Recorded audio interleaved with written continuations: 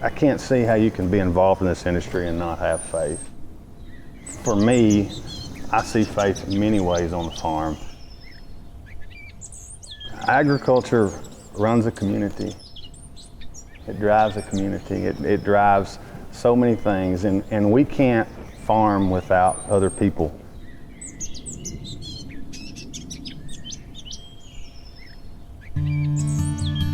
We are in Western Tennessee, but your story on the farm doesn't start here. It starts a couple hundred miles or more to the east.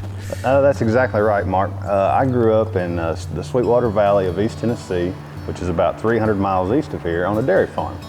And that's where I learned my work ethic. I learned to take pride in what I do, and where I really got a great taste for agriculture as a child. Talk about leaving a legacy. Let's talk about Grandpa. You had a chance to work with Grandpa here in the third generation of the Chester farm. And my grandfather, who I named as a child, the first grandchild, Pops, was a wonderful name for him. Mm-hmm. He was a person that instilled all kinds of great qualities and taught each of his grandchildren about agriculture and how important it was to not only the community but also the world. And if he left anything with me, he left my work ethic. He was the one, he worked all the time. Naturally, he was a dairy farmer, but he also knew when to take time to be with family, and more importantly, was in church every Sunday morning. Oh, wow. My wife's Mary Margaret. We met here at UT Martin. I tell people that I fell in love with a little girl that didn't want to leave her mother, and that's why I'm here, but that's not true. She would have gone with me back to East Tennessee and dairied if I had chose that path. But we have made our home here in Martin. I have two children, Lake and Mariana. Mariana's 14, will be a freshman here at Westview High School, and then Lake's 11, he'll be starting middle school. So, sixth generation, talk about leaving a legacy. Is there a sixth generation that's going to continue on here with the Chester name? I think that it possibly could. I want both of my children to be able to decide what they want to do on their own. If they would like to farm, I hope we can give them that opportunity. I do have about 100 brood cows, and my daughter absolutely loves spending time with me when we're working with those cows. She helps with the vaccinations and does everything there. And my son Lake, who is 11, is very active on the farm.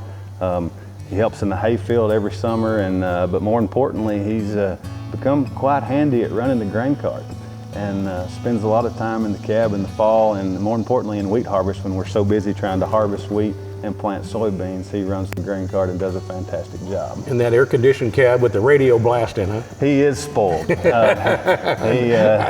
just what it is, you know? That's right. You and I didn't have all that luxury growing up. That's right. It's kind of hard to go back and put him on a 40-20. He's just not going to get the work done anymore.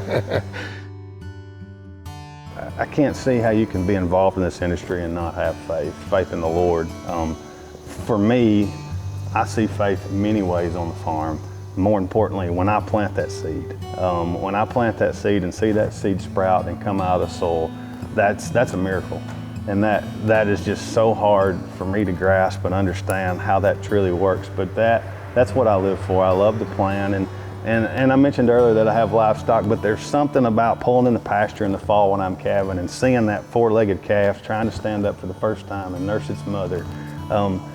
There's just something about that makes me have to sit down and take a deep breath and really see and realize that I feel like God has given me the opportunity to do what I do today, and I'm so thankful for that.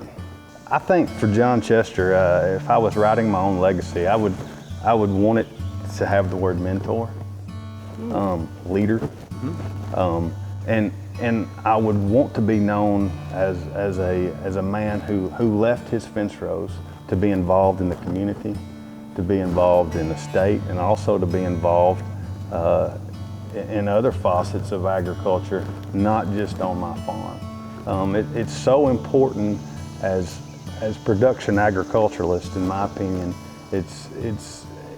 We have to be involved so many other places to be effective and also be efficient. And I just think as my legacy moves on, I hope, and that's what I strive to show my children.